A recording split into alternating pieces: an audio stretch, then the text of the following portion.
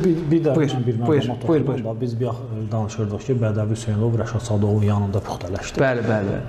Bax, limitin götürülməsi də yerli oyunçuların inkişafına bu mənada təsir edir. Çox ciddi zərbədir. Sən sadaladığın futbolçular arasında Rəşad da qeyd eləmək olar.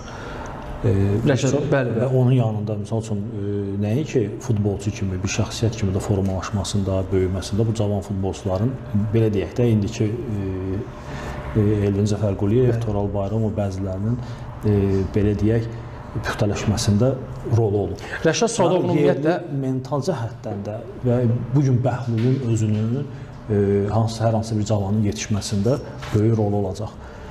Artıq özü bir şəxsiyyət və yaxşı futbolçu kimi də yaxşı futbolçudur. Misal üçün Hikməti misal gətiririk. Hikmət onun yanında, onun önündə oynamağı bir başqa belə deyək də səviyyə gətirib çıxardacaq. Niyə? Burada mental məsələlər də var. Misal hər hansı bir əcnəbi gəlib futbolunu oynayıb. Mənəvi bağ məsələsi. Bəli, belə deyək də maddi cəhətdən işini tələb eləyəcək, pulunu alacaq, qazancını götürəcək, çıxıb gedəcək. Amma bu gün Hikmətə mütləq şəkildə onun bizim mentaliteti, daha doğrusu bilən bir futbolçu lazımdır. Yanında təkan versin. Əlbəttə ki, bunlar hamısı şərtlərdir. Gəlib çıxmış. Misal üçün biz qeyd edirik ki, sən indi qeyd elədin ki, 2 futbolçu qalıb yerli. Bəhlul və Elvin Cəfərquliyev. Mən belə deyək də əminəm də deyə bilərəm ki, gələn mövsüm misal üçün daha yaxşı əcnəbi tapılsa, Elvinlə Bəhlulun da heyətə düşməyi artıq ciddi sual altında olacaq. Belə itirəcəyik.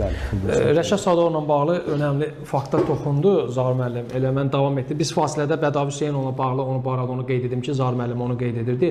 Bədəvi Hüseynovun futbolçu kimi inkişaf etməyində, biçməyində Rəşad Sadovun Qarabağda böyük rol olub. Məhz onun yanında başlayıb, təcrübə toplayıb və illa elə Elvin Cəfərquliyevdən danışdıq. Elvin Cəfərquliyevin də böyük futbola gəlməsinin birbaşa səbəbkarı Rəşad Sadıq olub. Özünün mətbuatda açıqlaması var.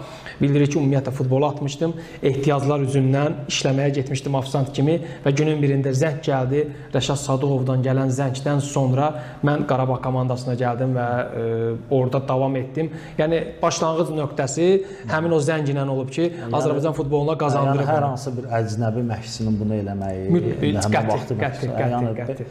Ona görə milli dəyərlərimiz də futbolçularımızın inkişafında da böyük önəm daşıyır. İndi Elvinin şansı gətirdi ki, qarşısına Rəşad Sadıqov çıxdı. Rəşad Sadıqov zəng elədi. İndi bu bir təsadüfdür, həm də hansısa məşqlərdən görüb, hansısa məşqçi yoldaşlarından kimsə ona o siqnalı verib ki, belə bir futbolçu var. Razılaşaq ki, bu günləri bizim rayonlarımızda, ucqar kəndlərimizdə Elvindən də yaxşı futbolçular var ki, onları kəşf etmək, futbolumuza qazandırmaq lazımdır.